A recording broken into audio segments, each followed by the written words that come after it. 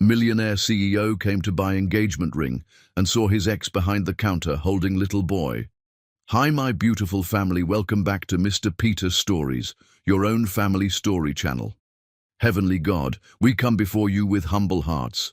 Please cover every woman in this family with your divine protection. Give her strength when she is tired, peace when she is overwhelmed, and hope when the world feels heavy.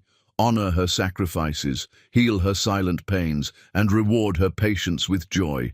Let no woman here ever feel invisible, broken, or alone. Raise her with dignity, crown her with wisdom, and surround her with love she truly deserves. My beautiful family, women are not weak.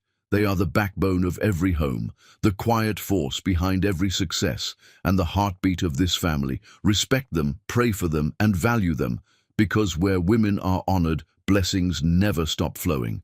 If your heart is true, like the video. If your love is real, write, I am with Mr. Peter.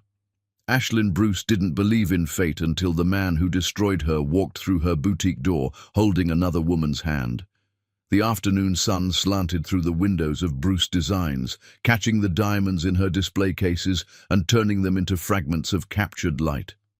She'd built this place from nothing, every piece of custom jewelry a testament to hands that had learned to create again after being broken. The boutique occupied prime real estate in the Arts District, her name etched in gold across floor-to-ceiling windows. Celebrities flew in from both coasts to commission her work. She'd clawed her way up from a hospital bed where doctors said she'd never design again, and she'd proven every single one of them wrong. Behind the counter, 3-year-old Justin sat cross-legged on his playmat, building an elaborate castle from blocks. The noise-cancelling headphones she'd bought him created a small bubble of peace while she worked with clients, her sister's son, the only family she had left in this world, the child she'd fought to keep when grief nearly swallowed her whole. The door chimed. Ashlyn glanced up from the custom setting she'd been examining, her professional smile already in place. Then she saw him. Jeff Vance. 4 years vanished in a heartbeat. 4 years of physical therapy and nightmares and rebuilding herself from ruins. 4 years of becoming someone stronger, harder, untouchable. All of it threatened to crack apart because he had the audacity to walk into her sanctuary. He looked different, older. The boyish softness she'd loved had sharpened into something colder, more polished. Expensive suit, designer watch, the kind of wealth that came from family money and knowing the right people. His dark hair had threads of silver at the temples now. He'd become exactly what his mother wanted him to be. The woman on his arm was predictable. Blonde hair that cost more to maintain than most people's rent. Skin that had never seen hard work or real sun. She wore her wealth like armor, diamonds at her throat and wrists, a designer dress that probably cost what Ashlyn used to make in 6 months before everything changed. We're looking for something unique, the blonde said, her voice carrying that particular breathiness that came from private schools and summer homes in the Hamptons. Jeff said you do custom work. We want an engagement ring that absolutely no one else will have. Ashlyn's hands tightened on the velvet ring tray she'd been holding. Her fingers ached, the old pain flaring the way it always did when stress crept into her shoulders. She forced herself to breathe, to stay professional, to remember that she'd survived worse than this. I do custom commissions, Ashlyn said, her voice steady despite the storm raging inside her chest. What kind of design were you imagining? Jeff's eyes finally landed on her face. She watched the recognition hit him like a physical blow. His expression shifted through shock, disbelief, something that might have been regret if she believed he was capable of such an emotion. The color drained from his face. Ashlyn. Her name came out strangled, barely a whisper. The blonde glanced between them, her perfectly shaped eyebrows drawing together. You two know each other. We used to, Ashlyn said before Jeff could respond. She kept her tone cool, detached, the way she'd practiced 1,000 times in therapy when her counselor asked her to imagine this exact scenario. A long time ago, different lives. She moved behind the counter, needing the physical barrier between them. Justin looked up at the movement, his dark eyes curious behind his headphones. She smiled at him, the expression genuine, before returning her attention to the couple who just walked into her carefully constructed piece. "Let me show you some of my work," Ashlyn continued, pulling out her portfolio. Her hands trembled slightly as she opened the leather binder. "I specialize in pieces that tell a story. Each design is unique to the client." The blonde leaned over the counter, examining the photographs with the critical eye of someone used to the finest things. "These are stunning. Absolutely stunning. I knew we came to the right place." Jeff hadn't moved. He stood frozen near the door, staring at Ashlyn like she was a ghost he couldn't quite believe was real. "This one," the blonde said, pointing to a design near the back of the portfolio. "Can you do something like this, but with a larger center stone? I'm thinking at least 5 carats. Ashlyn's blood turned to ice. The design the woman had chosen was the last piece she'd created before her hands were destroyed. She'd sketched it in the hospital during those first terrible weeks when the doctors were still uncertain if she'd ever regain full function. The ring featured an intricate infinity pattern, 2 paths winding together and apart, meeting in the center where the diamond would sit. She'd designed it during the darkest period of her life, trying to hold on to something beautiful while everything else fell apart. "That design isn't for sale," Ashlyn said quietly. The blonde smile faltered. "Excuse me? That particular design is not available for commission. I can create something else for you, something equally beautiful, but not that one." "Everything has a price." The blonde's voice had taken on an edge, the kind of entitlement that came from never being told no. "I'm prepared to pay whatever you want."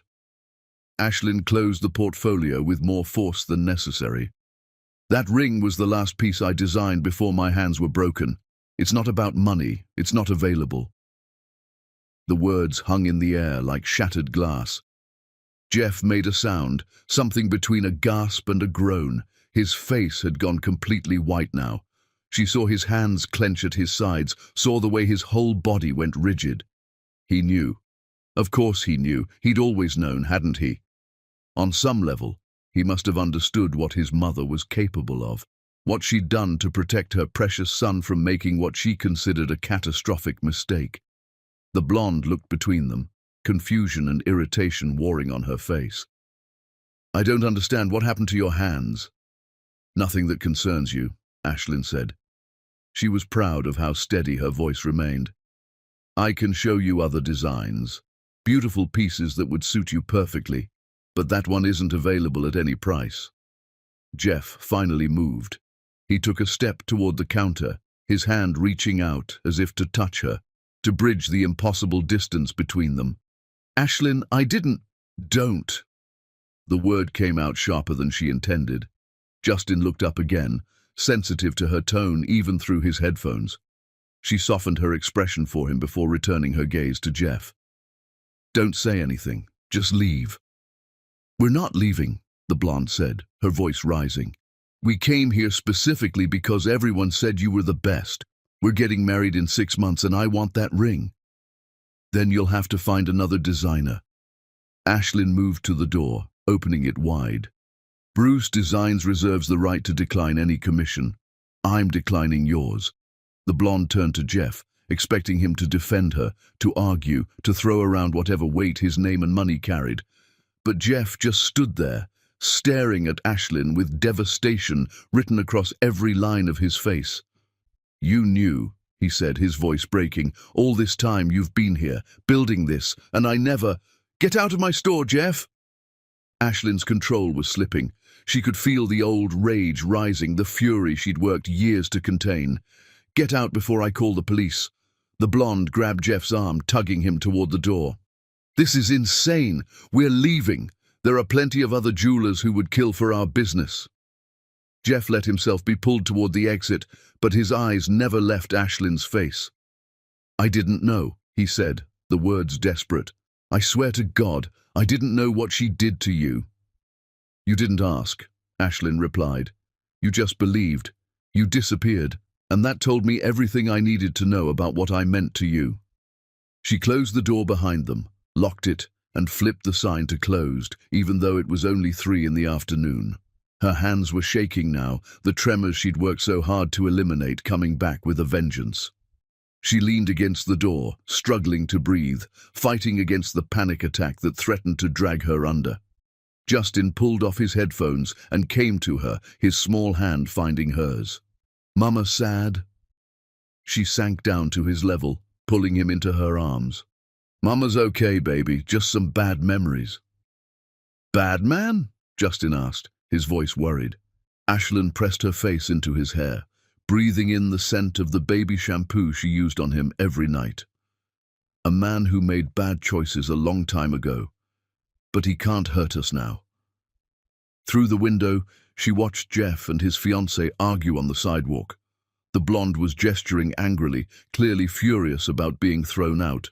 Jeff just stood there, his shoulders slumped, staring back at the boutique like he could see through the walls to where Ashlyn held the child who should have been theirs. The child they'd made together, the one she'd lost when his mother's hired thugs shattered her hands and her dreams and her body all in one terrible night. Jeff Vance had walked back into her life, holding another woman's hand, ready to buy her an engagement ring, completely unprepared to face the destruction he'd left behind. Ashlyn stood, lifting Justin onto her hip. She moved through her boutique, past the displays of beautiful things she'd created despite everything, past the evidence of her survival and success. She'd built an empire from broken pieces. She'd become someone his mother could never break again. Let him marry his blonde socialite. Let him live his perfect life with his perfect family name and his perfect reputation. She'd won by surviving, and she would never, ever let him close enough to hurt her again. Chapter 2. The Night That Destroyed Everything. The nightmares always started the same way. Ashlyn would be in her old apartment, the tiny studio she'd rented when she was still a design student at the academy. She'd be sitting at her workbench, sketching a new piece, completely absorbed in the flow of creation. The pencil would move across the paper with certainty, her hands steady and sure, young and unbroken. In the dream, she'd hear the knock at the door. She'd get up to answer it. And then the dream would fracture into violence and pain, her hands crushed under boots, her body curled on the floor, voices telling her that Jeff Vance didn't want her or the baby growing inside her. She woke gasping, her sheets soaked with sweat, her hands clenched so tightly that her nails had left crescents in her palms. The bedside clock read 3 in the morning. Justin slept peacefully in his room down the hall, safe in the home she'd built for them. She could hear the soft hum of his white noise machine, the sound that helped him sleep through her nightmares when they came. Ashlyn got up, wrapped herself in the silk robe hanging on her bedroom door, and padded barefoot to the kitchen. Her penthouse apartment overlooked the city, floor-to-ceiling windows offering a view of lights scattered across the darkness. She'd purchased this place 2 years ago, after Bruce Designs had its first 7-figure year. The security system was state-of-the-art. The building had a doorman who knew her by name. No one could reach her here without her permission. She made herself chamomile tea, the ritual soothing even when sleep wouldn't return. Her hands ached as she held the warm mug, the old injuries making themselves known. Cold weather made it worse. Stress made it worse. Seeing Jeff Vance after 4 years of carefully constructed peace had made it infinitely worse. The memories she'd worked so hard to bury came flooding back anyway. She'd been 24 years old, top of her class at the Design Academy, with a portfolio that had professors calling her a prodigy. Jeff had been 26, fresh off his MBA, working to prove himself in his family's investment firm. They'd met at a gallery opening, one of those pretentious affairs where the wine was expensive and the conversation was cheap. She'd been there on a scholarship ticket, studying the jewelry pieces on display and taking mental notes. He'd been there because his mother insisted he network with the right people. They'd both been hiding in the corner, equally bored, when their eyes met. The connection had been immediate and electric. He'd asked about her thoughts on the collection. She'd been honest, critiquing the technical flaws in the settings while admiring the design vision. He'd laughed, genuinely delighted by her confidence. By the end of the night, they'd exchanged numbers. By the end of the month, they'd fallen completely and recklessly in love. His family hadn't approved from the beginning. Ashlyn came from the wrong neighborhood, had the wrong skin color, lacked the right pedigree. Jeff's mother had made that abundantly clear the first time they met, but Jeff had been defiant then, young and convinced that love conquered all. He'd told his mother that Ashlyn was the woman he was going to marry, that nothing she said would change his mind. For a while, Ashlyn had believed him. They'd been together for over a year when she found out she was pregnant. She remembered the moment exactly, sitting on the bathroom floor of her apartment, staring at the positive test, her heart racing with equal parts terror and joy. She'd called Jeff immediately. He'd come over within the hour, held her while she cried, promised her that everything would be okay. "We'll figure this out together," he'd said, his hand on her still flat stomach. "We'll make this work. I love you. I love this baby already." She'd believed that too. 2 days later, everything changed. She'd been working late at her studio space in the academy, finishing a commissioned piece that was due the following week. The pregnancy made her tired, but she was determined to complete the work. Her future depended on building her reputation, on proving she could deliver exceptional pieces on deadline. She'd come home around 10 that night, exhausted but satisfied with her progress. Her apartment building was in a neighborhood that wasn't great, but wasn't terrible. She'd always felt safe enough, had never had any problems. The men were waiting in the stairwell. They'd grabbed her before she could scream, before she could run. 2 of them, big, professional. They'd dragged her into her apartment using her own keys, closed the door behind them, and delivered their message with methodical brutality. "Jeff Vance sent us," one of them had said, his voice emotionless. "He wants you to understand something. He doesn't want you. He doesn't want your baby. You're going to disappear. You're going to get rid of it. And you're never going to contact him again." She'd fought them. God, she'd fought. But they were so much stronger, and there were 2 of them. When she wouldn't stop screaming, wouldn't promise to do what they demanded, they'd decided to make sure she couldn't create the thing that had brought them there in the first place. They'd targeted her hands specifically. She remembered the sound of bones breaking, the way her screams had torn her throat raw, the metallic taste of blood when she bit through her own lip, trying to endure the pain. They'd destroyed her hands with systematic precision, crushing each finger, fracturing her wrists, ensuring that even if she survived, she'd never hold a pencil or set a stone again. Then they'd kicked her in the stomach until she curled into a ball, until she felt something tear inside her, until the world went grey around the edges. She didn't know how long she'd lain there after they left. Hours, maybe. Long enough to bleed, long enough to lose the baby, long enough to understand that her entire life had just been destroyed. A neighbor had found her the next morning when they heard her moaning through the thin walls. The paramedic said she was lucky to be alive.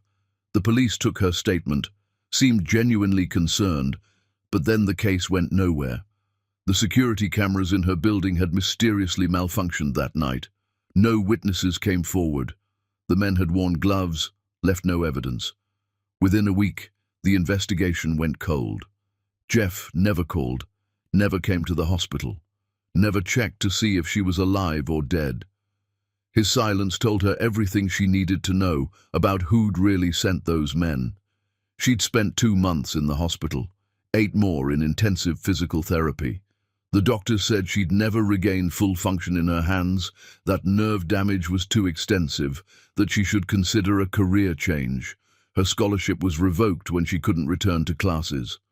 Her apartment lease expired while she was still learning to hold a fork again. She'd lost everything in one night: her career, her baby, her hands, the man she loved. But she'd survived. Her sister Keisha had taken her in during those first terrible months. Keisha had been her only family, the only person who didn't look at her with pity or doubt. When Ashlyn said she was going to learn to design again, Keisha had believed her. When Ashlyn spent 18 hours a day forcing her broken hands to remember how to create, Keisha had brought her food and made sure she didn't destroy herself in the process. Keisha had saved her life by refusing to let her give up. 2 years after the attack, Ashlyn had sold her first custom piece. A simple engagement ring, nothing like the elaborate designs she'd created before, but it was hers. made with hands that had learned to be steady again through sheer force of will. The client had cried when Ashlyn presented it, said it was the most beautiful thing she'd ever seen. That sale had been the beginning of Bruce Designs. Then Keisha had gotten pregnant. A surprise, an accident, but Keisha had been thrilled. She'd always wanted to be a mother. Ashlyn had been terrified for her, protective in a way that bordered on paranoid. She'd accompanied Keisha to every doctor's appointment, had been there for every ultrasound, had helped set up the nursery in Keisha's small apartment. Keisha had gone into labor on a Tuesday morning. Ashlyn had driven her to the hospital, held her hand through the contractions, promised her that everything would be fine. The delivery had been complicated, the baby had been in distress, the doctors had to make a choice between saving Keisha or saving the child. Keisha had made the choice for them. "Save my baby," she'd whispered to Ashlyn with the last of her strength. "Promise me you'll take care of my baby." Ashlyn had promised. And then she'd watched her sister die, bringing Justin into the world. Standing in her kitchen now, the tea growing cold in her hands, Ashlyn let the tears come. She cried for the baby she'd lost 4 years ago. She cried for Keisha, for the nephew who would never know how fiercely his mother had loved him. She cried for the girl she'd been before that terrible night, the one who believed in happy endings and true love. But she didn't cry for Jeff Vance.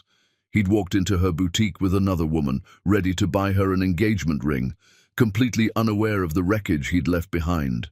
His shocked face when he saw her, his stammered denials, his claim that he didn't know what his mother had done. Lies, all of it lies. If he'd loved her, he would have come looking when she disappeared.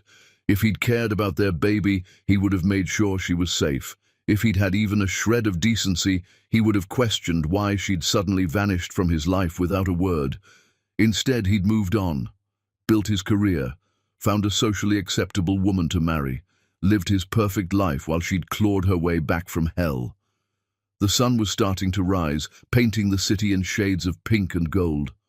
Ashlyn rinsed her mug, checked on Justin one more time, and prepared to face another day. She'd built Bruce Designs into something powerful, something his mother's money and violence couldn't touch. She'd created beauty from broken pieces, had turned her survival into art that people paid extraordinary amounts to own. Jeff Vance was her past, a chapter she'd closed and locked away. Seeing him again had ripped open old wounds, yes, but wounds could heal. They'd healed before, they would heal again.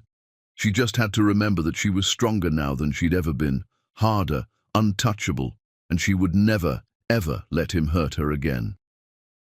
Chapter 3. The Truth He Abandoned. Jeff Vance hadn't slept in 3 days. He sat in his downtown office, the city spread out below him in a carpet of lights, and tried to reconcile the woman he'd seen in that boutique with the Ashlyn he remembered. The Ashlyn from his memories had been soft, full of dreams, her hands always moving as she sketched designs in the margins of whatever paper was nearby. She'd laughed easily, loved fiercely, believed in him when no one else did. The woman who'd thrown him out of her store had been made of steel and ice. Her eyes had looked at him with such contempt, such pure hatred, that it had felt like a physical blow. And when she'd said those words, when she'd told him about her hands being broken, his entire world had tilted sideways. His mother had done that. He knew it with absolute certainty, the same way he knew his own name. The moment Ashlyn mentioned her hands, everything clicked into place. All the pieces he'd been too blind to see, too naive to question, suddenly formed a picture so ugly he could barely stand to look at it. His mother had destroyed the woman he loved. The intercom on his desk buzzed. His assistant's voice came through, hesitant and worried. "Mr. Vance, Victoria is here to see you. She's quite upset." Jeff rubbed his face, exhaustion and guilt making his head pound. "Send her in." Victoria swept into his office, wearing her anger like a designer coat. She was beautiful in that carefully constructed way of women who'd never known hardship. Her blonde hair perfectly styled despite the late hour, her makeup flawless. Everything about her was exactly what his mother had wanted for him. Social connections, old money, the right family name. Are you going to explain what happened today? Victoria demanded, not bothering with pleasantries. That woman threw us out of her store like we were trash. Do you know how humiliating that was? She had every right, Jeff said quietly. Victoria stopped mid-stride, her eyes narrowing. Excuse me? Ashlyn had every right to throw us out, to refuse the commission, to want nothing to do with me. Who is she to you? Victoria's voice had gone cold. And don't tell me she's just an ex-girlfriend. I saw how you looked at her. I saw how she looked at you. Jeff stood, moving to the windows. The office felt suffocating suddenly, the walls pressing in. We were together 4 years ago. We were planning to get married. She was pregnant with my child. The silence behind him was deafening. What happened? Victoria asked finally, her tone carefully controlled. I believed a lie. Jeff's reflection stared back at him from the glass, and he hated what he saw. My mother told me Ashlyn had taken money to leave, $2 million. She showed me bank statements, evidence that looked real. She said Ashlyn had chosen the money over me, over our baby. And you believed her. I believed her, Jeff confirmed, the shame of it burning in his chest. I was angry, hurt. I thought the woman I loved had sold me out. So I disappeared, blocked her number, refused to see her, moved to the West Coast office for 2 years to get away from the memories. Jesus, Jeff. Today, when Ashlyn told me about her hands being broken, I understood what really happened. My mother didn't just pay her off. She had her attacked, destroyed her hands so she couldn't design anymore, couldn't pursue the career she loved. And the baby, he couldn't finish the sentence. The weight of it was too much. Victoria was quiet for a long moment. When she spoke again, her voice was softer, but there was steel underneath. You need to confront your mother. Find out the truth. I know the truth, Jeff said. I've always known it, somewhere deep down.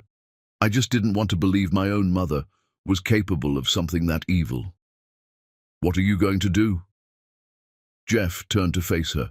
Victoria stood in the center of his office, her arms crossed, her expression unreadable. She was everything his family had wanted for him, safe, appropriate, uncomplicated, and he didn't love her. He'd never loved her the way he'd loved Ashlyn. Victoria was a choice made out of convenience and family pressure, a relationship that had drifted into an engagement because it was expected, not because his heart demanded it. I'm going to talk to Ashlyn, he said. I'm going to find out what really happened that night, and then I'm going to make my mother answer for what she did. And us? Victoria asked, though from her tone she already knew the answer. I'm sorry, Jeff said, and he meant it. You deserve someone who loves you completely. That's not me. It's never been me. Victoria's laugh was bitter. I knew. I think I've always known. Your mother promised me you'd forget about whoever came before, that you'd learn to love me eventually. I was stupid enough to believe her. She pulled the engagement ring off her finger, the modest diamond he'd chosen, because it had felt wrong to spend extravagantly on something that wasn't real. She set it on his desk with a soft click. I hope she was worth it, Victoria said. The woman you destroyed yourself over. She was, Jeff replied. She is. Even if she never forgives me, even if she spends the rest of her life hating me, she was worth every moment we had together. Victoria left without another word, taking with her the last pretense of the life his mother had planned for him. Jeff waited until midnight, then drove to his mother's estate in the suburbs. The mansion sat on 5 acres of perfectly manicured grounds, every inch of it designed to project wealth and power. He'd grown up in this house, had learned from birth that the family name and reputation mattered more than anything else. He'd learned all the wrong lessons. His mother was still awake, sitting in her study, reviewing paperwork. She looked up when he entered, her expression cool and controlled.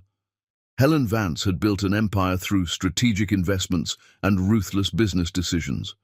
She'd never apologized for her methods, had always insisted that sentiment was a weakness successful people couldn't afford. Jeffrey, it's late. "I saw Ashlyn today," he said without preamble. His mother's face remained impassive, but something flickered in her eyes. Recognition, guilt, or perhaps just annoyance at having an old problem resurface. "I thought we'd moved past all that unfortunate business," she said carefully. "Unfortunate business," Jeff repeated, his voice hollow. "Is that what you call having someone beaten, having their hands destroyed, causing them to lose their baby?" "I have no idea what you're talking about." "Don't." The word came out harder than he'd intended. "Don't insult me by lying. Not now. Not about this." His mother set down her papers, folding her hands on the desk. "That woman was going to ruin your life, trap you with a pregnancy, destroy everything we'd built for you." "She loved me," Jeff said, his voice breaking. "We loved each other. We wanted that baby." "She was using you," his mother countered. "A girl from nowhere with nothing, who saw an opportunity to marry into money. I protected you from making a catastrophic mistake." "By having her attacked? By destroying her hands? By causing her to lose our child?" "I did what was necessary to protect my son." The casual admission nearly brought Jeff to his knees. He'd known, somewhere deep in his gut, but hearing her confirm it was something else entirely. His mother had ordered violence against the woman he loved, had orchestrated the destruction of an innocent life, and she showed no remorse whatsoever. "You're a monster," he said quietly. "I'm a mother who loves her son," she replied. "One day, when you have children of your own, you'll understand that sometimes love requires difficult choices." "No," Jeff said. "Love doesn't require cruelty. It doesn't require violence. What you did wasn't love. It was control." "And where has your precious Ashlyn ended up?" his mother asked, her tone sharp. "If she's so special, so worthy of your devotion, surely she's accomplished something with her life." "She owns the most successful custom jewelry boutique in the city," Jeff said.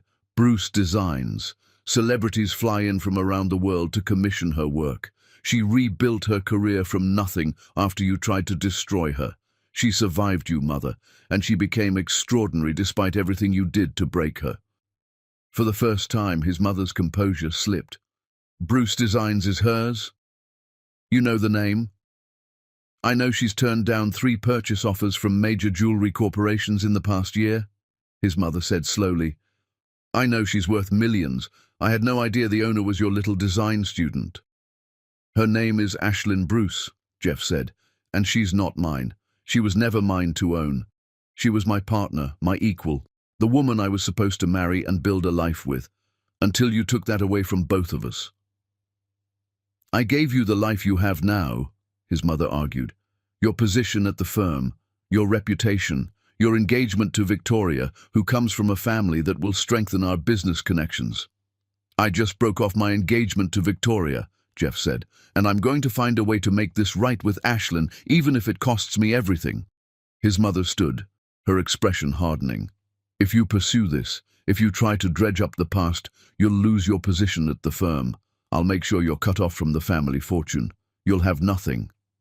"I already have nothing," Jeff replied, "because I chose your money and your approval over the woman I loved.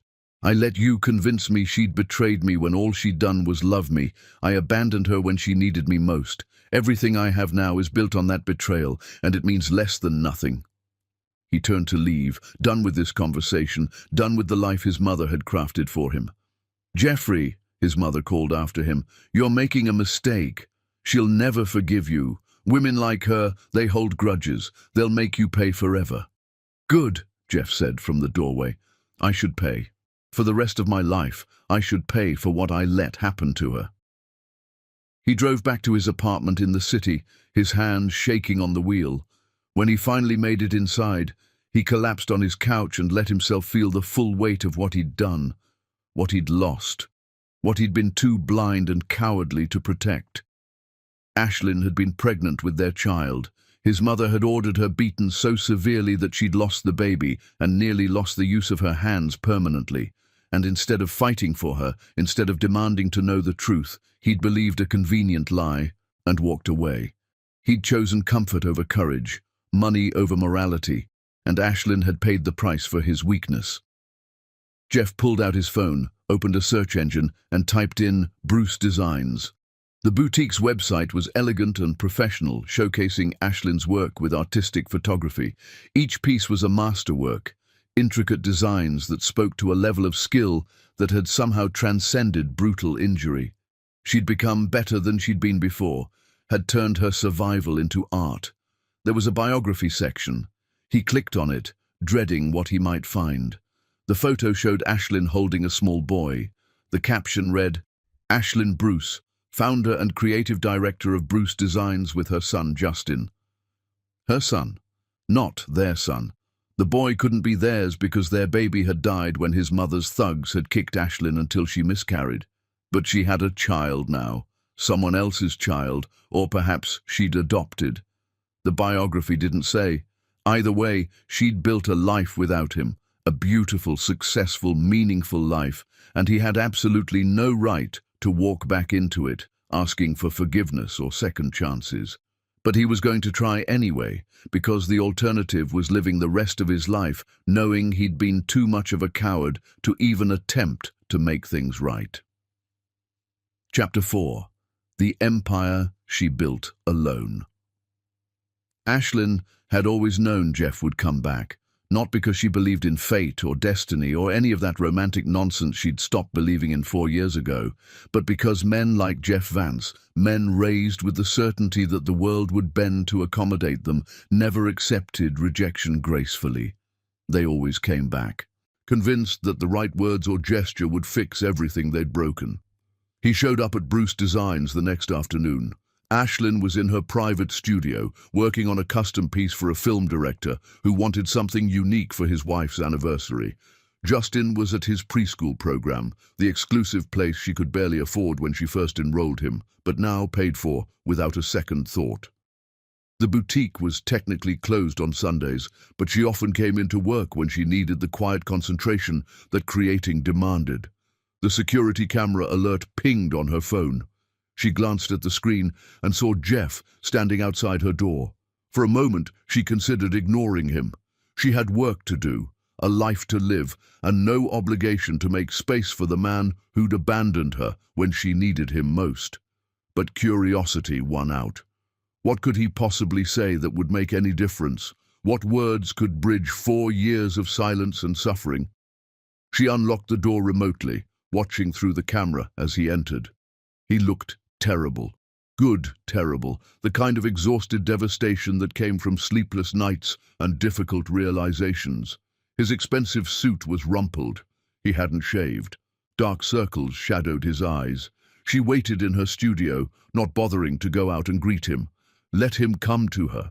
Let him walk through the evidence of everything she'd built without his help, without his money, without his love. He found her at her workbench, a jeweler's loop attached to her glasses, her hand steady as she set a tiny sapphire into its mounting. She didn't look up when he entered, just continued working with the same focused precision that had rebuilt her career. "Ashlyn," he said, his voice rough. "The boutique is closed on Sundays," she replied, not pausing in her work. "If you need to make an appointment, you can call during business hours." "I talked to my mother." That made her pause. She set down her tools carefully, removed her loop, and finally looked at him. "Did you?" She admitted it. Everything. The attack, your hands, the baby. He was struggling to maintain composure, his words coming out uneven. "I'm so sorry. I'm so goddamn sorry, Ashlyn." "You're sorry," she repeated, her tone flat. 4 years later, after I rebuilt my entire life, after I survived what your mother did to me, you're sorry." "I didn't know. I swear to God, I didn't know what she'd done." "You didn't ask," Ashlyn said, the same word she'd used when he showed up with his fiancée. "I disappeared from your life overnight and you didn't question it, didn't come looking, didn't wonder if I was okay. She showed me evidence that you'd taken money to leave, bank statements, emails. It all looked real. And you believed it." Ashlyn stood, facing him across the workbench. "The woman you claimed to love, the woman carrying your child, and you believed she'd take a payoff instead of trusting what we had together. I was young, stupid. I let my mother manipulate me because it was easier than fighting her." "I was young too," Ashlyn said, "and pregnant, and terrified. And I didn't have the luxury of being stupid or choosing the easy path. I had 2 men break into my apartment and destroy my hands because your mother wanted me gone. They told me you sent them. They said you didn't want me or our baby." Jeff's face crumpled. "Ashlyn, I lost the baby that night," she continued, her voice steady despite the old pain clawing at her chest. "Did your mother tell you that part? How her hired thugs kicked me until I miscarried? How I spent hours bleeding on my apartment floor before anyone found me?" "Jesus." He reached for her, but she stepped back, putting more distance between them. "Don't touch me. Don't you dare touch me." "What can I do?" he asked desperately. "Tell me how to fix this. Tell me how to make it right." "You can't." Ashlyn wrapped her arms around herself, a defensive gesture she hated but couldn't control. "Some things don't get fixed, Jeff. Some things just stay broken." "I'll destroy her," he said, his voice turning hard. "I'll go to the police. I'll testify against her. She'll pay for what she did to you." "Will she?" Ashlyn laughed, the sound bitter. "Your mother is wealthy and connected. She probably paid those men in cash and made sure there's no trail leading back to her. And even if you could prove it, even if she went to prison, it wouldn't give me back what I lost. It wouldn't erase 4 years of pain." "What about Justin?" Jeff asked. Did you... "Justin is not your concern," Ashlyn said sharply. "He's my son, my responsibility, my family." But she could see the math working in his head. Justin was around 3 years old. If she'd gotten pregnant again shortly after losing their baby, if she'd kept that child despite everything, then Justin could be Jeff's son. The possibility was clearly tearing him apart. Let him suffer with the uncertainty. Let him feel a fraction of what she'd endured. "I need to know," Jeff said. "Please, is he mine?" "Why?" Ashlyn demanded. "What difference does it make? You walked away. You chose to believe I'd betrayed you instead of fighting for us. You don't get to waltz back into my life now and demand answers about my son. Because if he's mine, I have a right." "You have no rights," Ashlyn interrupted. "You gave up any rights when you disappeared, when you blocked my number, when you moved across the country to get away from the mess you thought I was." They stood in silence, the air between them crackling with unresolved anger and grief. Jeff looked like he wanted to argue, to push, but something in her expression must have convinced him to back down. "I'm sorry," he said again, the words inadequate and useless. "I know that doesn't fix anything. I know I don't deserve your forgiveness. But I need you to know that I'm sorry. That if I could go back and make different choices, I would. I'd choose you. Every time I'd choose you." "But you didn't," Ashlyn said quietly. "When it mattered, when I needed you most, you chose your mother's approval and your comfortable life. You chose to believe a lie because it was easier than loving me through the hard parts." "I was a coward." "Yes," she agreed. "You were, and I was the one who paid for your cowardice." Jeff's shoulders sagged in defeat. "What do you want from me? Tell me what you need." "I want you to leave," Ashlyn said. "I want you to walk out of my boutique and my life and never come back. I want you to marry your perfect society bride and live your perfect society life and forget I exist again." "I broke off the engagement with Victoria." Ashlyn blinked, surprised despite herself. "Why would you do that?" "Because I don't love her. I never loved her. My mother pushed us together because Victoria's family has connections she wanted. I said yes because it was expected, because it was easy, because I've spent 4 years trying to convince myself I could build a life that didn't include you." "That's not my problem," Ashlyn said, though something in her chest twisted at his words. "I know. I'm not telling you this because I expect anything from you. I'm telling you because you deserve honesty. You deserved it 4 years ago, and I failed you. I won't make that mistake again." "What do you want, Jeff, really? Because if you're hoping for some dramatic reunion where I fall into your arms and forgive everything, that's not happening. I'm not the woman I was 4 years ago. That woman died the night your mother's thugs destroyed my hands." "I can see that," Jeff said softly. "You're stronger now, harder. You've built something incredible here. something that has nothing to do with me or my family or our past, and I'm proud of you for that, even though I have no right to be." Ashlyn didn't know how to respond to that. She'd expected anger, excuses, attempts at manipulation. She hadn't expected genuine admiration or this raw honesty that made it harder to maintain her walls. "I just want a chance," Jeff continued. "Not to be with you, not to fix what's broken between us, just to be in your life somehow, to prove that I'm not the same man who walked away, to make sure you and Justin have everything you need." "We don't need anything from you," Ashlyn said firmly. "I've built Bruce Designs into a multi-million-dollar business. I own this building. I have a penthouse apartment and enough money to give Justin every opportunity. We're fine without you." "I know you are," Jeff said, "but maybe I need this. Maybe I need to prove to myself that I can be better than the coward I was 4 years ago." "Your redemption isn't my responsibility." "No," he agreed. "It's mine. But I'm asking anyway. Please, let me try." Ashlyn studied him, this man who'd once been everything to her and who now felt like a stranger. She saw the exhaustion in his eyes, the genuine regret in the set of his shoulders. She also saw the privilege that had allowed him to walk away from their relationship without consequences, the same privilege that was giving him the audacity to ask for a second chance now. But beneath all that, she saw something else. The boy she'd fallen in love with at that gallery opening. The one who'd laughed at her honest opinions and asked for her number with genuine nervousness. That boy was still in there somewhere, buried under years of poor choices and family pressure. The question was whether she could trust that any part of him was worth salvaging. "I'll think about it," she said finally, hating herself for not telling him to leave and never come back. "Thank you," Jeff said, relief flooding his features. "Don't thank me yet. I haven't decided anything. And even if I do allow you some limited presence in our lives, it doesn't mean forgiveness. It doesn't mean we're going back to what we were. That's gone. That's dead. You killed it when you chose to believe your mother over me." "I understand." "Do you?" Ashlyn challenged. "Because I'm not sure you understand what you took from me. I lost our baby. I lost the use of my hands for months. I lost my scholarship, my apartment, my entire future. I had to rebuild myself from nothing while you went on with your life like I'd never existed. That's not something you apologize for and move on from." "I know," Jeff said, his voice barely above a whisper. "And I'll spend the rest of my life trying to make amends, even if you never forgive me." Ashlyn turned back to her workbench, effectively dismissing him. "Leave your contact information with my assistant when she comes in tomorrow.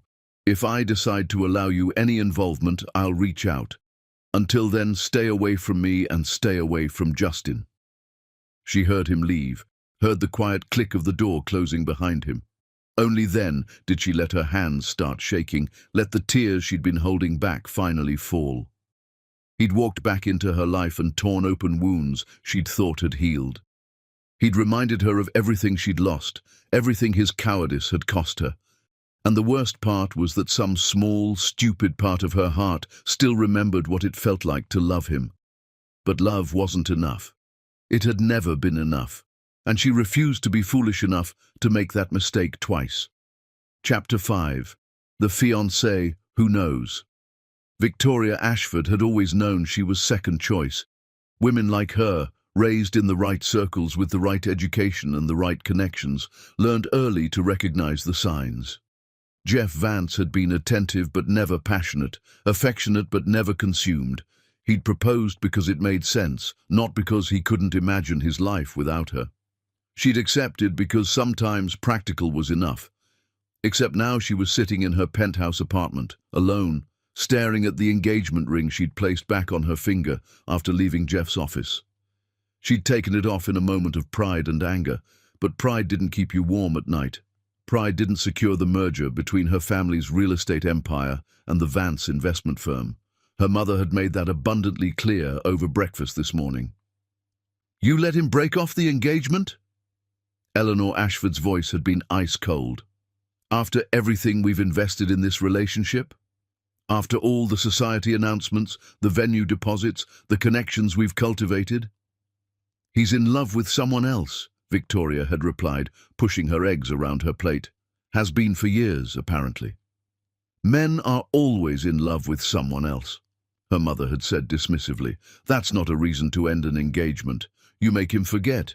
You give him children and social obligations and a life so full he doesn't have time to pine after whatever little fantasy he's been holding on to. But Victoria had seen Jeff's face when he talked about Aislinn Bruce. She'd watched him come undone at the mention of broken hands and lost babies. That wasn't a simple infatuation. That was a wound that had never healed, a loss he'd never processed. She couldn't compete with a ghost, except Aislinn Bruce wasn't a ghost. She was very much alive, running a successful business, raising a child, living a full life without Jeff Vance, which meant Victoria still had a chance to salvage this situation. She needed more information first. Victoria hired a private investigator on Monday morning. By Wednesday afternoon, she had a comprehensive file on Aislinn Bruce and Bruce Designs. The information was both impressive and concerning. Aislinn had built her business from nothing after what appeared to be a catastrophic injury 4 years ago. Hospital records showed she'd been admitted with severe trauma to both hands, multiple fractures, and internal injuries consistent with assault. No arrests had been made. The case had gone cold within weeks. The timeline matched up perfectly with when Jeff claimed to have broken up with Aislinn, which meant his mother had orchestrated an attack brutal enough to nearly destroy a woman's career and caused her to lose a pregnancy. Victoria felt sick reading the details. She'd always known Helen Vance was ruthless in business. The woman had built her fortune through cutthroat investments and strategic destruction of competitors. But having someone beaten, causing a miscarriage, that crossed a line from ruthless into criminal. The file also contained information about Justin Bruce, age 3, legally adopted by Aislinn 2 years ago following her sister's death during childbirth. No biological connection to Jeff Vance, so the child wasn't Jeff's, which meant his obsession with Aislinn wasn't about co-parenting or custody battles. It was purely about unfinished emotional business. Victoria could work with that. She went to Bruce Designs on Thursday afternoon, dressed in her most expensive outfit, armor made of designer labels and generational wealth. The boutique was stunning, each display case a work of art, the jewelry itself extraordinary. She understood immediately why Aislinn had refused to sell that particular design. These pieces weren't just accessories, they were statements of survival and strength. Aislinn was with a client when Victoria entered. She watched the other woman work, noting the careful way she handled the jewelry, the slight tremor in her hands that spoke to old injuries that never fully healed. Aislinn was beautiful in a way Victoria had never been, with a warmth and authenticity that no amount of money could buy. She was also clearly deeply talented. The piece she was showing the client was breathtaking. When the client left with a receipt for a custom commission worth more than Victoria's car, Aislinn finally acknowledged her presence. "Victoria," she said, her tone professionally neutral, "I wasn't expecting to see you again." "I came to apologize," Victoria said, the lie smooth on her tongue. "My behavior the other day was inexcusable. I was upset about being refused the commission, but that's no excuse for how I acted." Aislinn studied her with eyes that saw too much. "Your apology is noted. Is there anything else?" "I wanted to understand," Victoria continued, moving deeper into the boutique. "Jeff told me about your history, about what his mother did to you. I'm horrified, truly. Are you?"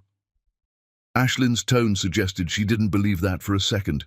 "I am," Victoria insisted. "I may have been raised with privilege, but I'm not a monster. What happened to you was criminal. Helen Vance should be in prison. And yet she's not," Aislinn said flatly. "Because people like the Vance family don't face consequences for their actions. They just pay people like me to disappear." "Except you didn't disappear," Victoria observed. "You built this instead. You turned what she did to you into something powerful." "I survived," Aislinn corrected. "There's a difference between surviving and winning." Victoria picked up a piece from the display, a delicate necklace with sapphires arranged in a constellation pattern.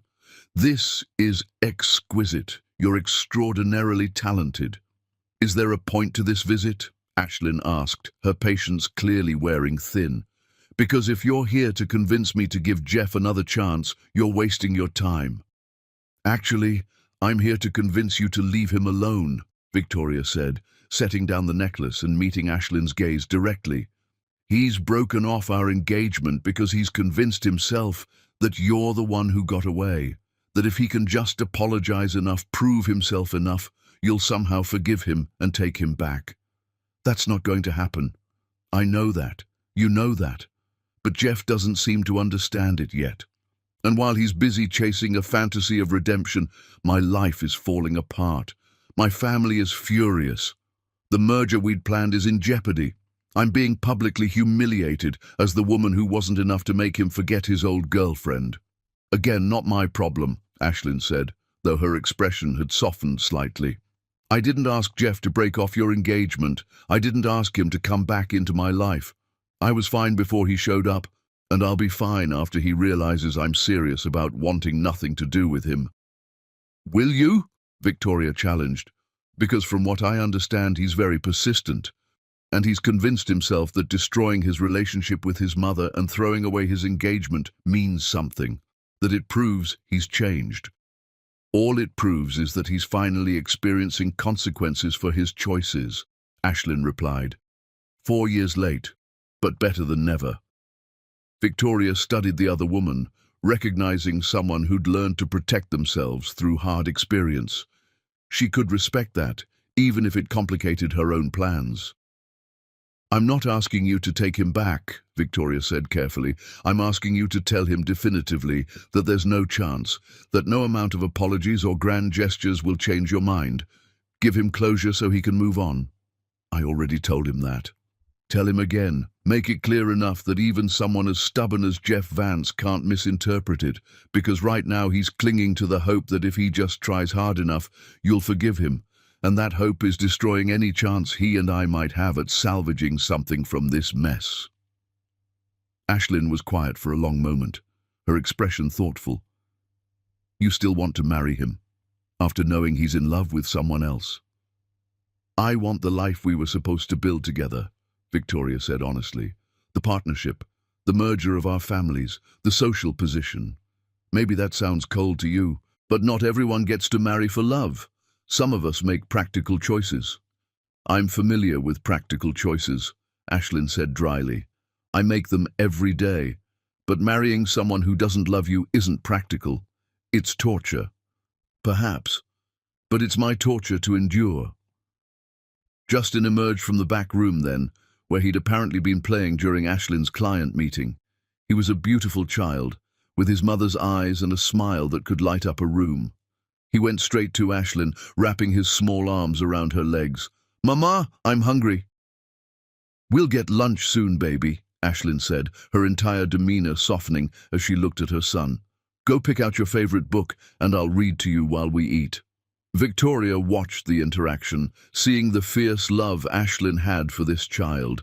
It was the same kind of love she'd seen in Jeff's eyes when he talked about Ashlyn, consuming, protective, absolute. She'd never inspire that kind of love in anyone. The realization should have hurt more than it did.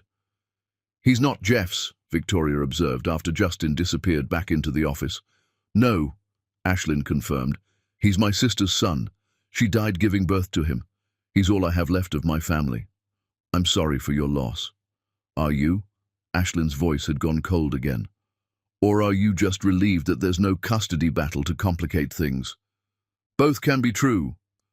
Ashlyn moved behind the counter, creating distance between them. I'll make you a deal. I'll tell Jeff one more time that there's no chance of reconciliation, that I want nothing to do with him now or ever. I'll be clear enough that even his stubborn ass will have to accept it. And in exchange, you leave me alone. No more visits, no more attempts at manipulation or persuasion. You take Jeff and whatever relationship you can salvage with him, and you stay out of my life. Victoria considered the offer. It wasn't everything she wanted, but it was more than she'd expected to get. Agreed. She left Bruce Designs feeling hollow but determined. She'd come here looking for a way to secure her future, and she'd found it.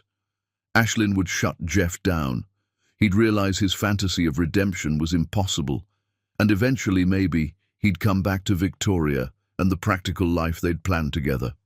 It wasn't love, but Victoria had stopped believing in love when she was 13 and watched her father leave her mother for his secretary, destroying their family in pursuit of passion that burned out within 2 years. Practical was safer, practical lasted, and if Jeff never looked at her the way he'd looked at Ashlyn when he said her name, well, Victoria had survived worse disappointments.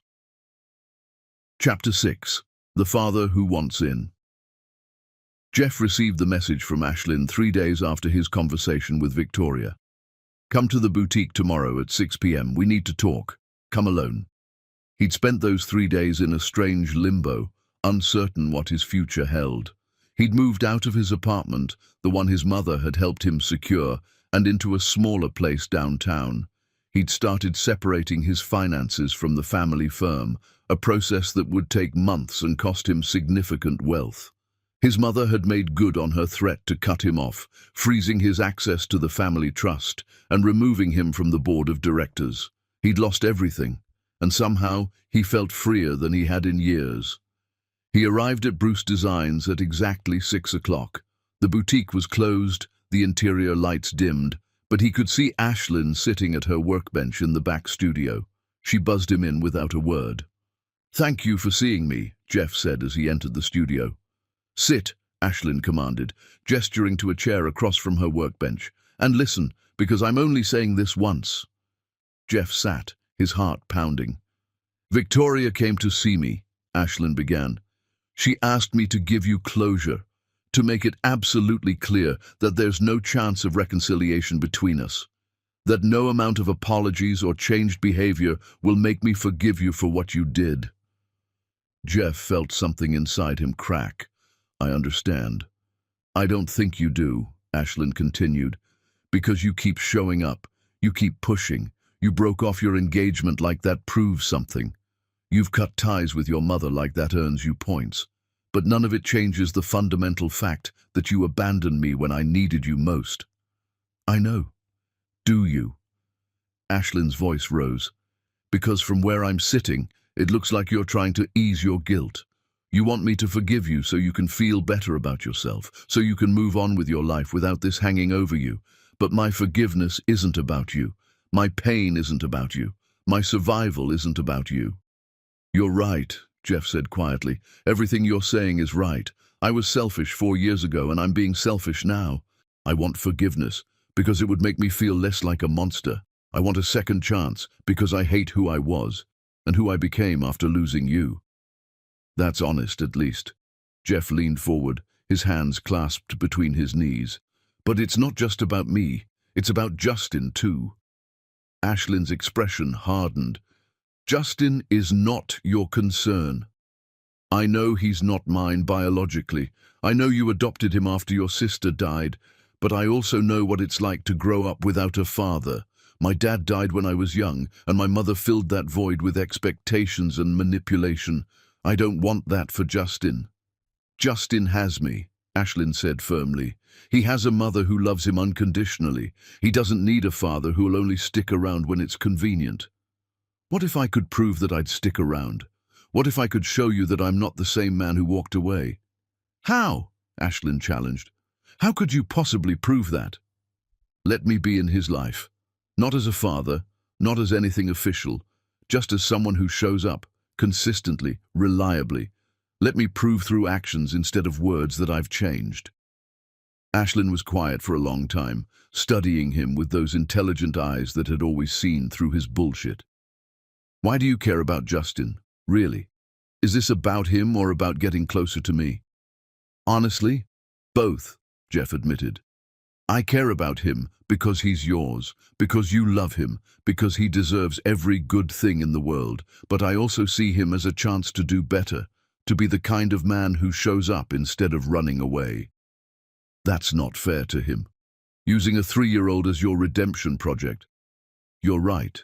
It's not fair, but I'm asking anyway. Not for my sake, for his, because I have resources, connections. I could help with his education, his opportunities, his future." "We don't need your money," Ashlyn said coldly. I've built a successful business. Justin will have every opportunity without the Vance family's help. I know, but what about time? What about someone who can be there when you're working? Someone who can take him to the park or read him stories or just be another adult who cares about him? Ashlyn stood abruptly, pacing the small studio. You're asking me to trust you with my son, the most precious thing in my life, after you proved 4 years ago that you can't be trusted when things get difficult. I'm not that person anymore. Prove it, Ashlyn said, turning to face him. Not with words, not with grand gestures. Prove it by showing up every day and doing the work. Prove it by being there when it's inconvenient and boring and hard. Prove it by putting Justin's needs above your own desire for redemption. I will, Jeff said, standing to face her. However long it takes. Whatever it requires, I'll prove it. You get 1 hour a week, Ashlyn said, her voice hard. Supervised visits, at my apartment. You show up when you say you will. You leave when I tell you to. And the first time you disappoint him, the first time you prove you're still the same unreliable coward you were 4 years ago, you're done. No second chances, no explanations, just done. It was more than he'd hoped for and less than he wanted. I'll take it. Thank you. Don't thank me, Ashlyn said bitterly. I'm not doing this for you. I'm doing it because Victoria asked me to make it clear there's no hope between us, and this is me making it clear. You can be in Justin's life as a mentor or family friend or whatever we decide to call it, but you will never be in my life as anything more than the father of the child I lost, the man who chose wrong when it mattered most. The words hit like physical blows, but Jeff accepted them. This was his penance.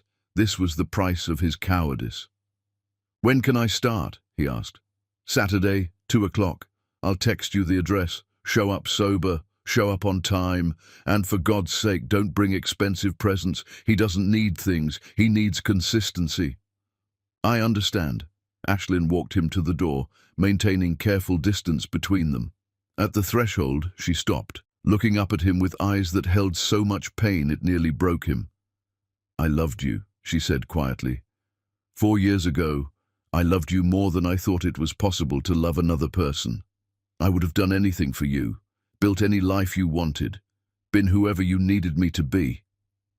I know, Jeff whispered. And you threw it away because your mother told you to. Because it was easier to believe a lie than fight for us. That's not something I can forgive. That's not something time or good behavior will erase. So when you show up on Saturday, when you start building a relationship with Justin, remember that it's not a path back to me. It's not a second chance at what we had. That's dead. You killed it. This is just you trying to be a better person going forward. I understand, Jeff said, even though understanding didn't make it hurt less. He left the boutique and walked through the city streets, his hands shoved in his pockets, his heart simultaneously full and empty. He'd gotten what he asked for, a chance to prove himself, permission to be in Justin's life, and absolute confirmation that Ashlyn would never love him again. It should have felt like defeat, but somehow it felt like the first honest thing that had happened to him in 4 years. No illusions, no false hope, just the brutal truth that some mistakes couldn't be unmade. All he could do now was try to minimize the damage going forward. Saturday arrived too quickly and not quickly enough. Jeff spent the intervening days researching child development and age-appropriate activities. He felt ridiculous and terrified, preparing for 1 hour with a 3-year-old like it was a business presentation. But this mattered more than any business deal he'd ever negotiated. Ashlyn's apartment building was in one of the city's nicest neighborhoods, secure and well-maintained. The doorman checked Jeff's ID against a list before allowing him up. Even that small detail, the fact that Ashlyn had pre-cleared his visit, felt significant. She answered the door in jeans and a sweater, casual and beautiful, and completely closed off to him. You're on time. I said I would be. Justin peeked around her legs, curious about the visitor. He was smaller than Jeff had expected, his eyes wide and cautious. Justin, this is Jeff, Ashlyn said, her hand protective on her son's shoulder. He's going to spend some time with us today. Is that okay? Justin nodded slowly, still uncertain. Jeff knelt down to the boy's level, maintaining a respectful distance. "Hi, Justin. Your mum said you like books. I brought one I thought you might enjoy." He pulled out a picture book about constellations, chosen carefully because Ashlyn had always loved astronomy. Justin's eyes lit up at the sight of the stars on the cover. "Can we read it?" Justin asked, looking up at his mother for permission. "Of course, baby," Ashlyn said, guiding them toward the living room. The hour passed in a strange sort of peace. Jeff read to Justin, his voice careful and warm. He answered the boy's endless questions about stars and planets and whether astronauts got lonely in space. Ashlyn sat nearby, ostensibly working on her laptop, but clearly monitoring every interaction. Justin warmed up gradually, moving from sitting on the other side of the couch to eventually leaning against Jeff's arm as he turned pages. The trust was tentative and precious, and Jeff felt the weight of responsibility settle over him like a blanket. When the hour was up, Ashlyn stood. "Time to say goodbye." "Already?" Justin's disappointment was clear. "Jeff has other things to do," Ashlyn said gently. "But he'll come back next week. Right, Jeff?" "Right," Jeff confirmed, meeting her eyes over Justin's head. "Same time next Saturday." He left feeling both lighter and heavier than when he'd arrived. He'd proven he could show up. He'd connected with Justin, seen the beginnings of trust forming, but he'd also seen Ashlyn's walls, higher and stronger than ever, completely impenetrable. This was his life now. Stolen hours with a child who wasn't his. Polite distance from the woman he loved. Penance without forgiveness. And somehow, it still felt like the most important thing he'd ever done. Chapter 7. The Trial That Costs Him Everything. Jeff had been building the case against his mother for 2 months in secret. He'd gathered evidence methodically, using insider knowledge of her business practices to trace payments that connected to the men who'd attacked Ashlyn. Financial records showed large cash withdrawals around the time of the incident. He'd found witnesses willing to testify about his mother's threats against people who got in her way. He'd built a case strong enough that the district attorney agreed to reopen Ashlyn's assault investigation. He hadn't told Ashlyn any of this. The mistake revealed itself when the DA's office called her on a Tuesday morning, asking her to testify at the grand jury hearing. They mentioned evidence provided by Jeff Vance that would support her case, the case she'd never agreed to pursue. Jeff arrived for his scheduled Saturday visit to find Ashlyn's door locked. She answered his knock with fury carved into every line of her face. "You filed charges without asking me?" Jeff's stomach dropped. "Can I come in? I can explain." "No." Ashlyn stepped into the hallway, closing the door behind her so Justin wouldn't hear. "You don't get to make decisions about my trauma. You don't get to drag me through a trial without my consent. This is exactly what you did 4 years ago. I was trying to get you justice. By forcing me to relive the worst night of my life in public, by making me testify about how I was beaten and lost our baby, by turning my pain into evidence for lawyers to dissect." Her voice shook with rage. "You made a unilateral decision that affects my life without consulting me. I have evidence, financial records that trace back to her. We can put her in prison." "And what does that cost me?" Ashlyn demanded. "My privacy? My peace? Justin's sense of security when reporters start asking questions? You're so focused on your guilt that you're not thinking about actual consequences for me and my son." The comparison to 4 years ago hit him like a slap. She was right. He'd trampled her agency in his rush to prove he'd changed, committing the same sin in reverse. "I'm sorry," he said. "You're right. I should have asked what you wanted." "Yes, you should have." Ashlyn's anger gave way to something worse. Exhaustion, disappointment. "I need you to leave. Ashlyn, please." "No, leave. I need to decide if I can trust you at all." Jeff wanted to argue, to explain his intentions, but he'd lost that right. "I'll withdraw the evidence, whatever you want." "What I want is for you to have asked before starting any of this," Ashlyn said wearily. "But since you can't undo it, I need time. The DA said I don't have to testify, that your evidence might be enough on its own." It is, Jeff confirmed. The financial trail is clear. So you've condemned your mother without my permission, made yourself the hero of a story that was mine to tell. She looked at him with eyes that held no softness. And you think that's making amends? No, I think I made another terrible mistake. I need you to go through with it, Ashlyn said quietly. If you withdraw now, it means nothing. The investigation gets dropped. Your mother wins, so you'll testify. You'll put her in prison, and you'll live with knowing you did it for yourself, not for me. I was trying. Intent doesn't matter when the impact is harm, Ashlyn interrupted. The visits with Justin are done. You need to stay away from us until after the trial. I need to protect him from whatever circus this becomes, and I need distance from you while I figure out if you've actually changed or if you're just better at justifying the same selfish behavior. Please don't take Justin away. I love him. You should have thought about that before making decisions that affect our lives without asking. Ashlyn opened her apartment door. Goodbye, Jeff. The finality in her voice destroyed him. The grand jury hearing happened 3 days later. Jeff testified for 4 hours, providing evidence that traced his mother's payments to a shell company employing the men who'd attacked Ashlyn. He detailed conversations about eliminating problems. He handed over emails and financial records, proving a pattern of violence to protect family interests. His mother sat in the courtroom, expression carved from ice. She didn't look angry or afraid. She looked like he'd failed her expectations one final time. The grand jury indicted her on assault, conspiracy, and witness intimidation. Bail was set impossibly high. For the first time in her life, Helen Vance faced consequences she couldn't buy her way out of. The media descended like vultures. Jeff's phone rang constantly with reporters, business associates, former friends.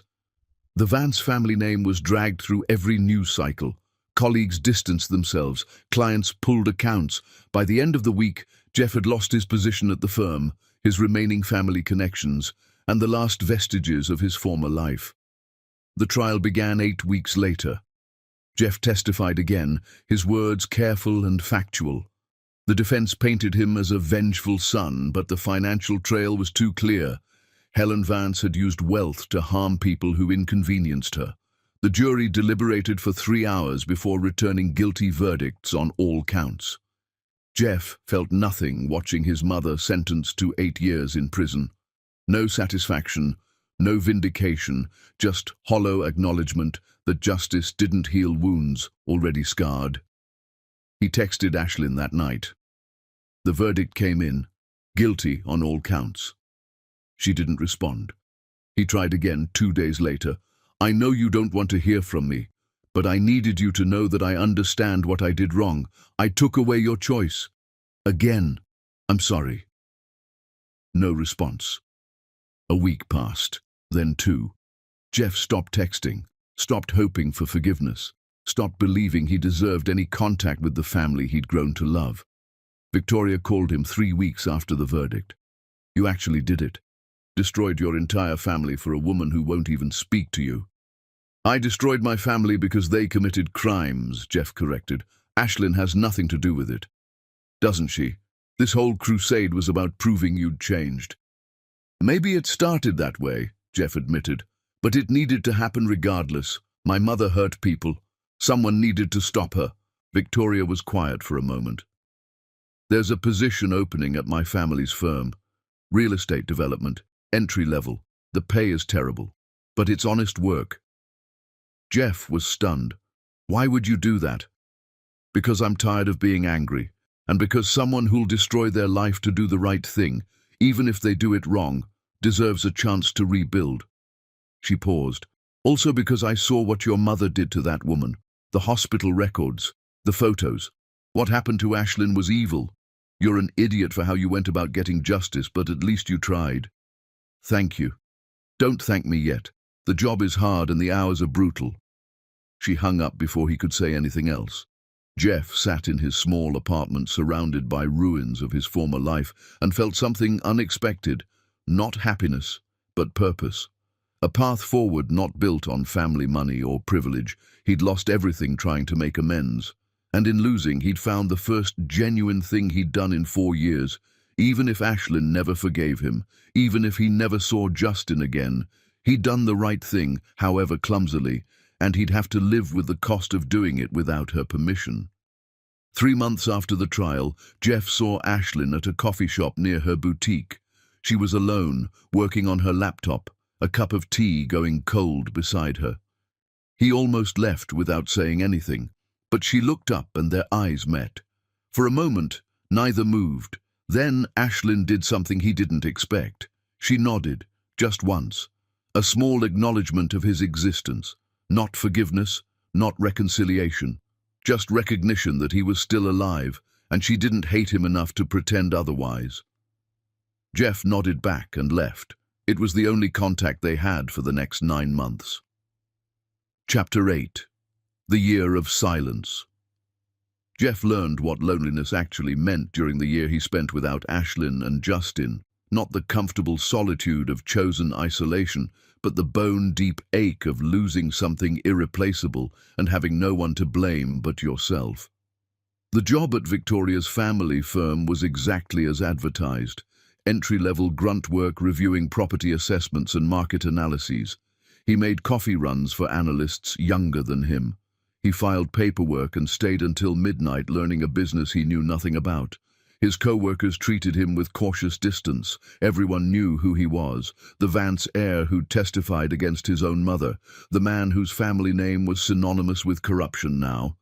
They weren't hostile, just careful, waiting to see if privilege would reassert itself or if his humility was genuine. Jeff kept his head down and worked. His apartment was a studio in a neighborhood his former self would have considered slumming. Small kitchen, narrow windows, radiator that clanked through winter nights. He could have afforded better, even on his reduced salary, but he was saving every extra dollar. Not for himself. For a college fund he'd opened in Justin's name. For donations to organizations supporting assault survivors. For the eventual day when he might be allowed to help with Justin's expenses, if that day ever came. He went to therapy twice a week. His counselor was a no-nonsense woman who didn't let him wallow in guilt or self-pity. "You're here because you made mistakes," she said during their first session. "The question is whether you're committed to actually changing or just performing change to ease your conscience." "I don't know the difference anymore," Jeff admitted. "Then we'll figure it out together." The work was hard. Excavating the patterns that had led him to abandon Ashlyn 4 years ago, to make decisions for her instead of with her. The entitled assumption that he knew best. The cowardice dressed up as practicality. The choosing of comfort over courage. "You're doing this to get her back," his therapist observed after 3 months. "Yes," Jeff said honestly. "That's not going to work. Real change happens when you become better for yourself, not for external validation." "Then I'm doing it wrong." "You're doing it human," she corrected, "but you need to ask yourself, if Ashlyn never speaks to you again, if you never see Justin, would you still want to be this person you're trying to become?" Jeff sat with that question for weeks. The answer revealed itself slowly. Yes, he would. Because the man he'd been was hollow, built on inherited wealth and unearned confidence. The man he was becoming, forged through loss and honest work, felt real in a way he'd never experienced. He started volunteering at a youth center in Ashlyn's neighborhood. Not to run into her, not to engineer chance meetings, but because the work mattered. Teaching kids chess, helping with homework, being a steady adult presence for children who didn't have many. 6 months into his year of silence, Jeff almost broke. A junior analyst at work had made a mistake on a major deal. Not malicious, just inexperienced. The kind of error that could cost the firm millions if not corrected quickly. Jeff's first instinct was to fix it himself. Quietly, efficiently, take over and solve the problem without consulting anyone. He'd actually opened the files and started making corrections before he recognized the pattern. This was exactly what he'd done to Ashlyn. Seen a problem, decided he knew the solution, acted unilaterally without considering anyone else's agency. Jeff closed the files, called his supervisor, explained the situation, and let the firm's leadership decide how to handle it. The analyst was mortified, but grateful. The firm fixed the error through proper channels. And Jeff learned that being helpful didn't mean taking over. It was a small moment, insignificant to anyone watching. But to Jeff, it felt like finally understanding what change actually required. He called his therapist after. "I think I get it now." "Get what?" "Why she couldn't forgive me. It's not about the big betrayal 4 years ago. It's about every small moment where I chose my judgment over her autonomy, where I decided what was best without asking. That's the real pattern I need to break." "Good," his therapist said. "Now the work gets harder." The holidays were brutal. Jeff spent Thanksgiving alone in his apartment, imagining Justin somewhere laughing and happy. He spent Christmas volunteering at a soup kitchen, serving meals to people who'd lost everything. He understood them now in a way he never had before. Loss wasn't abstract. It was waking up every day, knowing you destroyed the best thing in your life through your own choices. He saw Ashlyn twice more during that year. Once at a gallery opening for local artists where her jewelry was featured. She looked stunning in a simple black dress, her work displayed like the art it was. He watched from across the room, never approaching, and left before she noticed him. The second time was at a park. He was there with kids from the youth center, teaching them to fly kites. He saw Ashlyn and Justin on the other side of the playground. Justin was bigger now, his laugh carrying across the distance. Jeff's chest ached watching them. They were a complete unit, mother and son. They didn't need him, had built a beautiful life without him. Ashlyn saw him across the playground. Their eyes met. She didn't smile, but she didn't look away either. She watched him with the kids for a moment, something complicated crossing her face. Then she turned back to Justin, and Jeff understood the message. You can exist in the world. You can be a good person, but you don't get to exist in our world. He accepted it. What else could he do? 9 months into his year of silence, Victoria asked him to coffee. "You look different," she observed, studying him across the table. "I work construction on weekends now," Jeff said, "helping with Habitat for Humanity builds. Turns out I like working with my hands." "That's not what I mean. You look settled, like you've stopped waiting for something." "I have," Jeff admitted. "I spent months hoping Ashlyn would forgive me, hoping I'd get another chance, but I've accepted that's not happening. This is just who I am now, someone trying to be better because it's right, not because it gets me what I want." Victoria smiled, genuine warmth in her expression. "I'm proud of you. I know that's weird to say, but I am. Thank you for the job, for giving me a chance. You've earned it. You're the best analyst we have now. My father wants to promote you." Jeff shook his head. "I don't want promotions or advancement. I just want to do good work and go home. Keep things simple. Suit yourself." They talked for another hour about nothing important. When they parted, Victoria hugged him. "For what it's worth, I think she'd be proud too, of who you've become." "Maybe," Jeff said, "but that's not why I'm doing it anymore." And he meant it. The year mark came and went without fanfare. Jeff had stopped counting days since he'd last seen Justin, stopped imagining scenarios where Ashlyn would reach out, stopped hoping for anything except to keep being better than he was yesterday. He'd built a life, small and humble and honest. He volunteered with kids who reminded him of Justin. He worked hard at a job that meant something. He went to therapy and did the difficult work of becoming someone he could respect. And he accepted that Ashlyn and Justin were never coming back. That acceptance, paradoxically, felt like freedom, like finally letting go of the outcome and focusing on the process, like becoming someone worthy not to win her back, but because he couldn't stand being the man he used to be.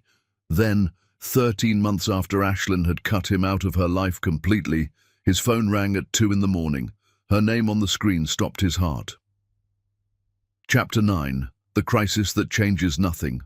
"I'm at Children's Hospital." Ashlyn's voice was stretched thin with fear. "Justin had an allergic reaction. They have him stable, but I don't know why I called you." Jeff was already moving, pulling on clothes, grabbing his keys. "Which hospital?" "You don't have to." "Ashlyn." Which hospital? She gave him the address. Jeff drove through empty city streets, his hands steady on the wheel despite his racing heart. This wasn't about second chances or redemption. This was about a child in danger and a woman who'd carried too much alone. He found her in the pediatric waiting room, still in pajamas and a coat thrown over them, her face tear-streaked and exhausted. She was pacing, her hands trembling with old injury and new fear. "What happened?" Jeff asked gently. "I gave him peanut butter," Ashlyn said, her voice breaking.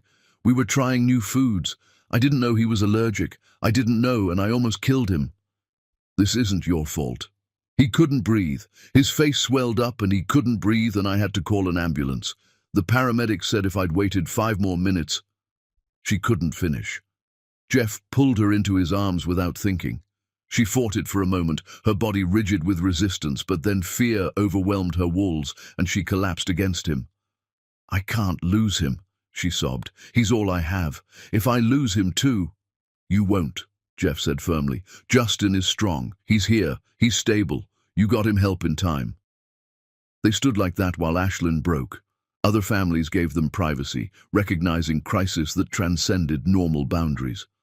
Finally, Ashlyn pulled away, wiping her face. "I'm sorry. I shouldn't have called. I'm glad you did. You shouldn't go through this alone." A doctor emerged from the ICU. "Miss Bruce, Justin is awake and asking for you." Ashlyn moved toward the door, then paused. "Do you want to see him? He's been asking about you, about when you'll come read stories again." It felt like a test. Jeff wasn't going to refuse. "If you're okay with it." "Come on." Justin was small in the hospital bed, his face slightly swollen, but his eyes bright when he saw his mother. "Mama!" "Hi, baby," Ashlyn said, taking his hand carefully. "How are you feeling?" "Tired. The doctor said I get ice cream tomorrow because my throat is sore." "Whatever flavor you want." Justin noticed Jeff in the doorway. "Jeff, you came. Mama said you were busy." "I'm never too busy for you," Jeff said, meaning it. He moved closer, staying opposite from Ashlyn. "You gave your mama quite a scare." "I didn't mean to. The peanut butter made me feel funny." "I know, buddy, but the doctors fixed you up. You were very brave." Justin's face grew serious. "Mama was crying. I heard her." "That's because she loves you so much," Jeff explained. "Sometimes when people we love are scared or hurt, it makes us cry." "Do you love me too?" Jeff felt Ashlyn's eyes on him. He met her gaze before answering. "Yes, I do love you." "Then why did you stop coming?" The question hung in the air. Jeff didn't have an answer a 4-year-old would understand. Ashlyn saved him. "Jeff and I had some things to work out, but he's here now." The nurse checked Justin's vitals, giving them space. When she left, Ashlyn spoke quietly. "You can go. I know you have work." "I'm not leaving unless you want me to." "I don't know what I want," Ashlyn admitted. "I called you because in that moment, terrified in the ambulance, you were the person I wanted. Not because I've forgiven you, just because some part of me still remembers when you were the person I turned to." "I'll take that. Whatever you need tonight, I'm here." They stayed through the night, taking turns sitting with Justin when he woke confused. Ashlyn dozed in the chair, never leaving her son's side. Jeff sat in the corner, available but not intrusive. Around dawn, Justin fell into deeper sleep. The doctors were pleased with his recovery. They'd keep him 1 more day for observation, but the danger had passed. Ashlyn left Justin's room, moving to the waiting area for coffee. Jeff followed at a distance. "Thank you for staying," she said, staring into terrible hospital coffee. "I wouldn't have been anywhere else." "I know. That's the problem." Ashlyn set down the cup. "You're supposed to be the villain, the man who abandoned me, who chose his mother over our baby. But then you show up at 2 in the morning when I call." "People can be more than one thing." "I'm still angry," Ashlyn said, "about the trial, about you making decisions for me without asking. That hasn't changed." "I understand. But I also watched you with those kids at the park, saw you teaching them to fly kites. You didn't know I was watching, did you?" Jeff shook his head. You looked happy, content, like you'd found something real. She studied him carefully. You're different than you were a year ago. Quieter, more settled, like you stopped performing. I stopped trying to be someone for you, Jeff said honestly. Started trying to be someone I could respect. And are you someone you respect? Getting there, some days better than others. Ashlyn was quiet for a long moment. I'm not ready to forgive you. I might never be ready. Too much happened. I know. But maybe you could see Justin again, supervised. If you prove you're reliable, maybe without supervision eventually. This isn't about us. This is about him having another adult who cares. I'll take it, whatever you're willing to give. And if you screw this up, if you disappoint him, you're done, permanently. Understood. The sun was rising, painting hospital windows pink and gold. Justin would wake soon, confused and sore but alive. And Jeff would be there, not as a hero or even a friend, but as someone trying to do better than before. It wasn't redemption, it wasn't forgiveness. But it was a door opening, just a crack, after a year of silence. And this time, Jeff knew better than to push it open before being invited. Chapter 10. The Love That Was Earned. The supervised visits resumed slowly, once a month at first, then twice. Ashlyn was cautious, watching every interaction between Jeff and Justin with careful eyes. Jeff showed up exactly when he said he would. He brought books Justin loved and helped him build elaborate block towers. He was patient when the boy was cranky, engaged when he was energetic, and never once complained about the strict time limits Ashlyn imposed. 6 months after the hospital, Ashlyn allowed unsupervised park visits. Jeff would pick Justin up on Sunday mornings, take him for pancakes and playground time, and return him exactly when promised. He never asked for more, never pushed for extended time, never presumed he'd earned anything beyond what Ashlyn explicitly offered. At work, Jeff had been promoted despite his protests. He was good at real estate development, had an eye for properties others overlooked, but he kept his life simple. Modest apartment, practical car. Most of his money went to Justin's college fund and charitable donations. He still volunteered at the youth center, still went to therapy, still did the work of being better, not because it would win Ashlyn back, but because he couldn't stomach being who he used to be. 8 months after the hospital crisis, Ashlyn had an emergency. Her biggest commission yet had hit a catastrophic problem. The center stone arrived flawed, unusable. The wedding was in 3 days. Everything she'd built felt threatened. She called Jeff without thinking. He was at her studio in 20 minutes, didn't try to fix it himself, just listened, made a call to a dealer who had the stone she needed, and offered to cover the cost when he saw the price. No, Ashlyn said firmly, I just needed the connection. Fair enough. Stay while I work? So Jeff stayed. 8 hours. Quiet in the corner, bringing water occasionally. Not helping, just being present. At midnight, when the piece was complete, Ashlyn looked at him sleeping in the chair. He'd given up his entire evening without complaint or expectation. Something cracked open in her chest.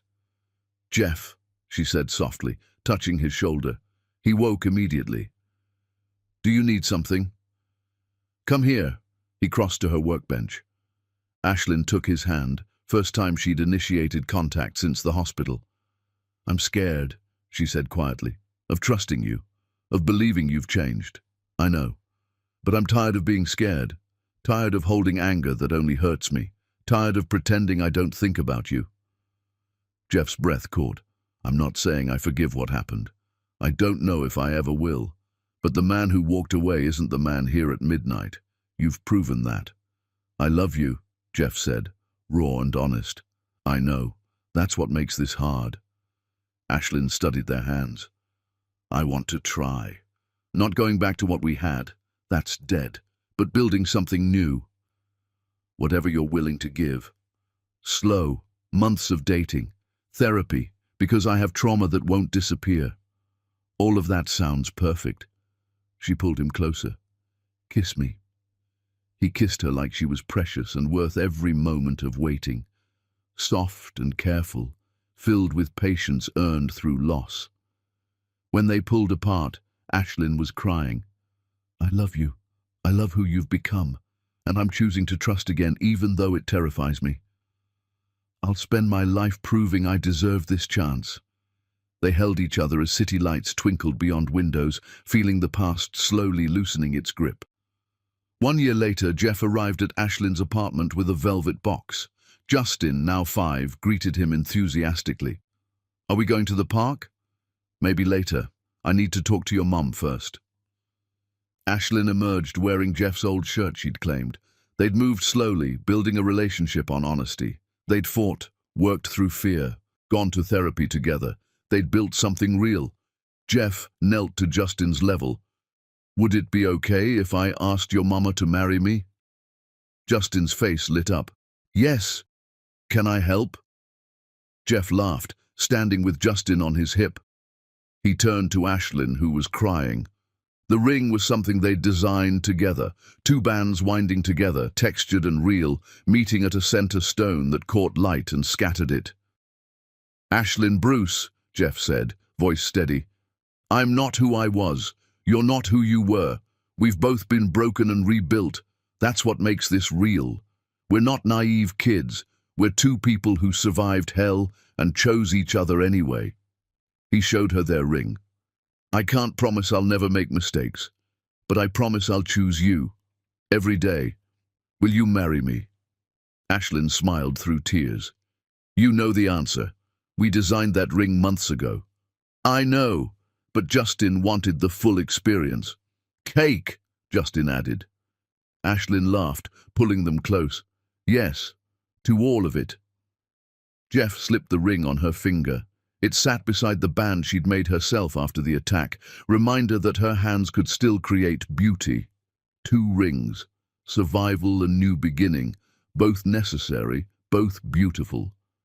Are you sure, Ashlyn asked later, about marrying someone whose hands shake, who has nightmares? I'm sure. I'm not marrying who you were. I'm marrying who you are, scars and all. I'm scared. Me too. Terrified of disappointing you. Then we'll be scared together. We'll do the work, because that's real love, not easy passion. But this, the earned, battle-tested, chose each other anyway kind. The wedding happened 6 months later, small and perfect, Justin as ring-bearer, vows acknowledging pain and hope. Ashlyn wore a dress she designed. Jeff wore a simple suit. When they exchanged rings, everyone cried, because they knew the story, knew what they'd survived, knew this wasn't fairy tale but something better, 2 broken people who healed, who chose forgiveness because love was worth the risk, who built beauty from ruins. As they kissed, as Justin cheered, Ashlyn felt complete. Not because Jeff made her whole, she'd done that herself, but because she'd allowed someone to stand beside her, to prove love could be vulnerable and strong. Some things broke. Some things healed, and some became more beautiful in the mending. This was their story. Hard-won, painful, imperfect, real, and absolutely worth every moment of waiting. The end.